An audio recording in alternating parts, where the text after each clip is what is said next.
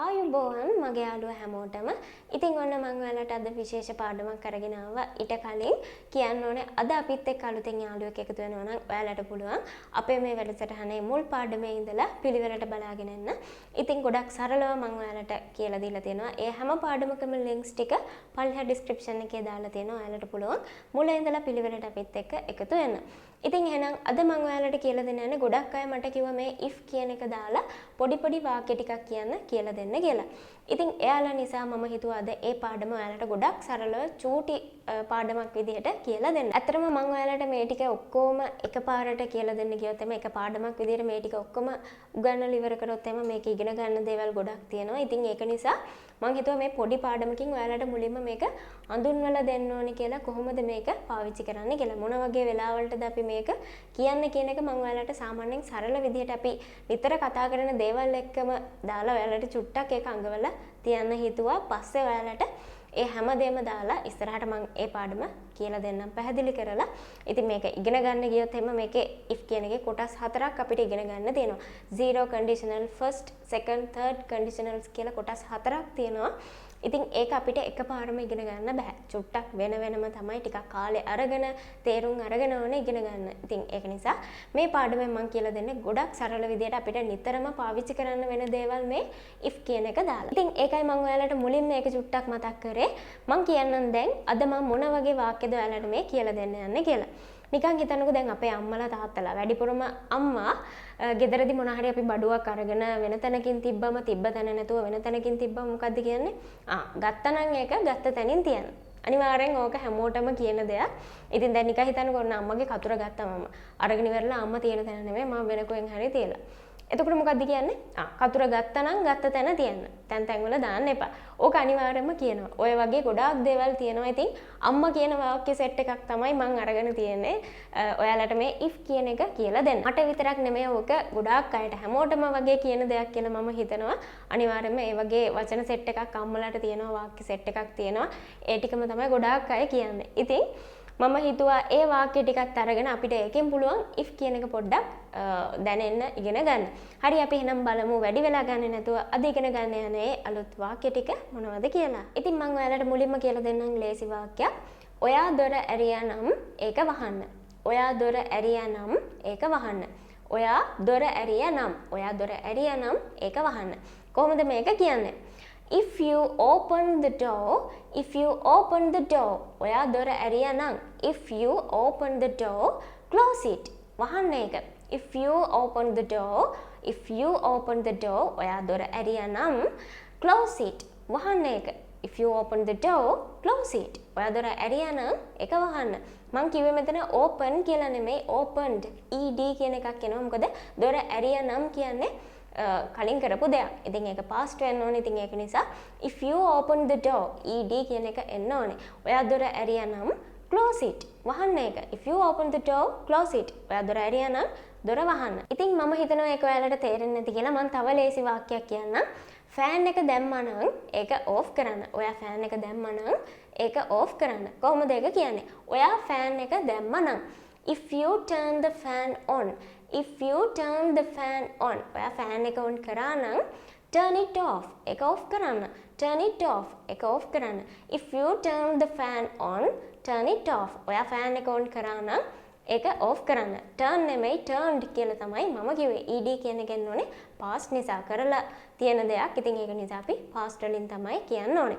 if you turn the fan on, turn it off. ඔයා fan එක දැම්ම නම් ෆෑන් එක off කරන්න. ඊළඟ එක මම කියන්නම් ඔයා ජනේලේ lock එක ඇරියා නම් ඒක lock කරන්න. ඔයා ජනේලේ lock එක ඇරියා නම් ඒක lock කරන්න. කොහොමද මේක කියන්නේ? if you unlock the window, if you unlock the window, lock it. ඒක lock කරන්න. if you unlock the window, unlock කියන්නේ lock එක අරිනවා. මම කිව්වේ unlocked කියලා. ed එනවා past නිසා.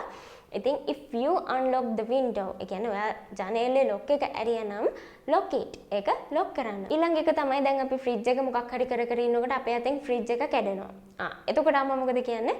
ඔයා fridge එක කැඩුවා නම් ඒක හදන්න. ඔයා fridge එක කැඩුවා නම් ඒක හදන්න. කොහොමද ඒක කියන්නේ? ඔයා fridge එක කැඩුවා නම් කොහොමද කියන්නේ? if you broke the fridge, if you broke the fridge, fix it එක හදන්න. If you broke the fridge ඔයා fridge එක කැඩුවා නම්. If you broke the fridge break කියන්නේ කඩනවා, broke කියන්නේ කැඩුවා. If you broke the fridge fix it. fix කියන්නේ හදනවා. fix it එක හදන්න. ඔයා fridge එක කැඩුවා නම් ඒක හදන්න. If you broke the fridge fix it. ඊට පස්සේ දැන් ඔන්න fridge එක අපි හදන්න try කරනවා අපිට හදාගන්න බෑ. එතකොට මොන වගේ එකක්ද කියන්නේ? ඔයාට හදන්න බැරි නම් හදන්න පුළුවන් කෙනෙක්ට කතා කරන්න. ඔයාට හදන්න බැරි නම් හදන්න පුළුවන් කෙනෙක්ට කතා කරන්න. කොහොමද ඒක කියන්නේ? If you can't fix it, if you can't fix it. ඒ කියන්නේ ඔයාට හදන්න බැරි නම් if you can't fix it, call someone who can. Call someone who can. ඒ කියන්නේ කාට හරි කතා කරන්න පුළුවන් කෙනෙක්ට. If you can't fix it, call someone who can.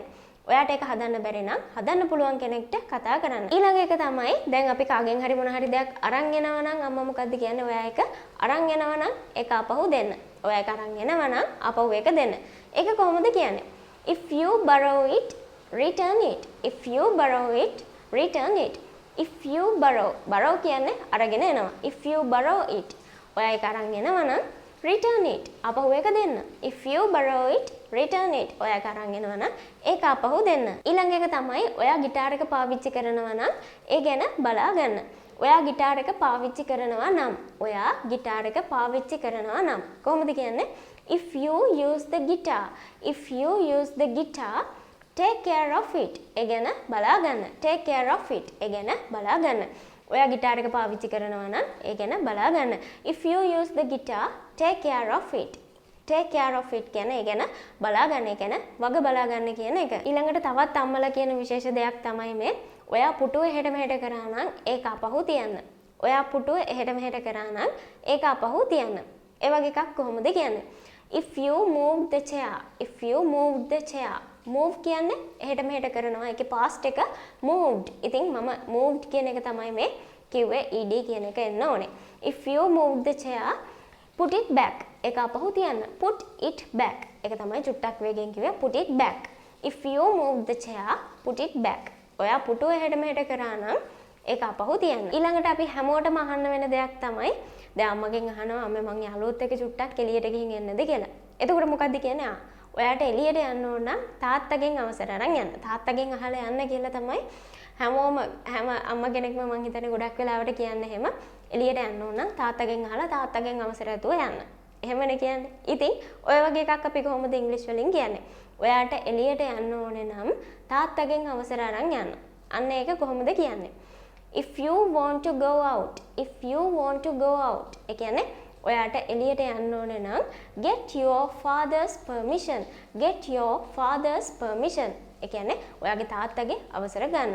ඔයාගේ තාත්තගෙන් අවසර ගන්න කියන එක තමයි කියන්නේ if you want to go out. ඔයාට එළියට යන්න ඕනේ නම්. මේක if you want to go out කියන්නත් පුළුවන්. එහෙම නැත්නම් වේගෙන් කියනවා නම් if you want to go out, get your father's permission. if you want to go out, get your father's permission. ඒ කියන්නේ ඔයාට එළියට යන්න ඕන නම් තාත්තගෙන් අවසර අරගන්න. තාත්තගෙන් අවසර ගන්න එළියට යන්න ඕන නම්. If you want to go out, get your father's permission. ඊළඟ එක තමයි ඔයා laptop එක හරියට හසුරවන්න දන්නේ නැත්නම් ඒක තියන්න අරින්න.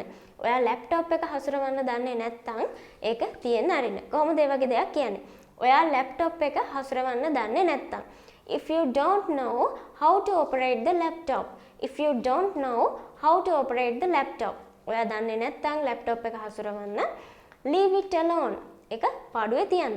ඒක තියන්න අරින්න. leave it alone. leave it alone. if you don't know how to operate the laptop, leave it alone. ඔයා දන්නේ නැත්නම් laptop එක හසුරවන්න ඒකට පාඩුවේ තියන්න අරින්න. if you don't know how to operate the laptop, leave it alone. ඊළඟට අන්තිම වාක්‍ය විදියට තියෙන්නේ මොකද්ද? ඔයා කෑවනම් ඔයාගේ පිඟාන හොදන්න. ඔයා කෑවනම් ඔයාගේ පිඟාන හොදන්න. කොහොමද ඒක කියන්නේ? if you ate, if you ate. ඔයා කෑවනම්. eat කියන්නේ කනවා, ate කියන්නේ කෑවා. if you ate, ඔයා කෑවනම් wash your plate. wash your plate. ඔයාගේ පිඟාන හොදන්න. ඉතින් ඕකත් ලේසි වාක්‍යයක්. ඕකත් අපිට නිතරම අහන්න වෙනම දෙයක්. ඉතින් ඒක නිසා ඕකත් මතක තියාගන්න. if you ate, wash your plate. if you ate, wash your plate. ඒ කියන්නේ ඔයා කෑවනම් ඔයාගේ පිඟාන හොදන්න. ඉතින් මම හිතනවා ඔයාලට මම මේ කියලා දුන්න වාක්‍ය ටිකෙන් මේ if කියන එක දාන්න චුට්ටක් හරි දැන් තේරෙනවා ඇති කියලා. ඉතින් මේ අපි if කියන එක දැම්මේ මොනකටද මම ඔයාලට මේ පාඩම කියලා දීලා අන්තිමටම තමයි මේ if කියන වචනේ අරගෙන චුට්ටක් කියලා දෙන්න යන්නේ. ඉතින් මම මේ දැන් කියලා දුන්න හැම වාක්‍යයකම මොකද්ද තිබ්බේ? ඔයා කෑවා නම්, ඔයා ෆ්‍රිජ් එක කැඩුවා නම්, ඔයා එළියට යනවා නම්. ඉතින් ඔය වගේ හැම එකේම නම් කියලා දිගටම තිබ්බා. ඉතින් අන්න එහෙම තියෙනකොට තමයි අපි මේ if කියන එක දාන්නේ. ඔයා එළියට යනවා නම් if you go out. එහෙම නැත්නම් ඔයා එළියට යනවා කියන්නේ කොහොමද? You go out. ඔයා එළියට යනවා. ඔයා එළියට යනවා නම්. එතකොට කොහොමද කියන්නේ? If you go out. ඔයා එළියට යනවා නම්. ඉතින් මේ නම් කියන එක වෙනුවට අපිට මේ if කියන එක දාන්න පුළුවන්. ඔයා බත් කනවා නම්. If you eat rice. If you eat rice. ඔයා බත් කනවා නම්. ඔයා බත් කනවා කියන්නේ කොහොමද? You eat rice. ඔයා බත් කනවා. ඔයා බත් කනවා නම්. If you eat rice. ඉතින් ඔය වගේ අපිට මේ if කියන එක මොන හරි කරනවා නම් කියලා කියද්දි දාන්න පුළුවන්. ඒ වගේම තවත් අවස්ථා තියෙනවා දාන්න මොන හරි කරොත් මෙහෙම වෙයි. මෙහෙම දෙයක් කරොත් මෙහෙම වෙයි. අන්න ඒ වගේ වෙලාවටත් අපි දානවා මේ if කියන එක. ඉතින් ඒ වගේ වැඩි විස්තරات එක මම ඔයාලට ඉස්සරහට කියලා දෙන්නම්. මම මේ කියලා දුන්න හැම වාක්‍යයකම තිබ්බ දිගටම නම් කියන එක. ඔයා දොර අරිනවා නම්, ඔයා ජනේලේ වහනවා නම්, ඔය වගේ එක එක දේවල් තිබ්බා නම් කියන එක දාලා. ඉතින් මේ වාක්‍යවල හැටියට if කියන එක අපිට ඒ වගේ වෙලාවට දාන්න පුළුවන්. ඉතින් මම හිතනවා ඔයාලට මේක හොඳටම තේරෙන්නේ නැති කියලා. මේක හැමතිස්සෙම ඔයාලා පාවිච්චි කරන්න බලන්න. ඉතින් ඒක නිසා ඔය if කියන වචනේ චුට්ටක් ඔයාලගේ කටට හුරු කරගන්න. එතකොට කතා කරනකොට නිකම්ම if කියන වචනේ කටින් එයි. ඉතින් ඒක නිසා එහෙම පොඩ්ඩක් හුරු වෙලා ඔයාලට පුළුවන් මේක ප්‍රැක්ටිස් කරගන්න. ඉතින් එහෙනම් මම හිතනවා අද මම කියලා දුන්න මේ පාඩම ඔයාලට හොඳටම තේරෙන්නේ නැති කියලා. ඉතින් එහෙනම් තවත් අලුත් පාඩමකින් අපි ලබන සතිය හම්බ වෙමු. ඒ හම්බ වෙනකන් ඔයාලා හැමෝටම සුබ දවසක්.